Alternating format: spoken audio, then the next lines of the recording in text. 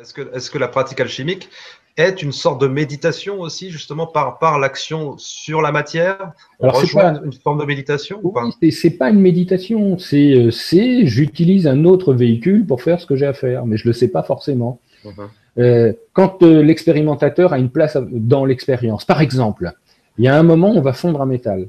Et pour fondre ce métal, on utilise un feu de bois. Sauf que la température du feu de bois est inférieure à la température de fusion du métal. Donc, c'est pas possible.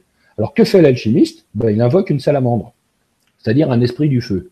Alors, on y croit, on n'y croit pas, il pense ce qu'il veut, sauf que ben, le métal fond. Et la question qu'on peut se poser, mais c'est d'où vient l'énergie surnuméraire? Alors on peut dire c'est son esprit, c'est son corps, c'est il a canalisé quelque chose. Nous on ne dit pas tout ça puisqu'on travaille dans un laboratoire, donc moitié labor et moitié oratoire. Donc dans la partie oratoire on se dit oui, il y a bien des esprits qui habitent les éléments, comme le feu, et c'est pas plus étrange qu'un esprit qui occupe un bout de viande comme moi.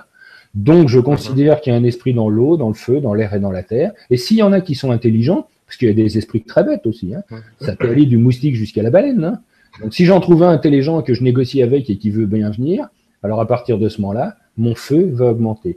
Mais la question c'est comment je fais pour négocier et avec quoi je négocie. Ça peut pas être avec mon corps physique. Donc c'est avec mon corps du rêve.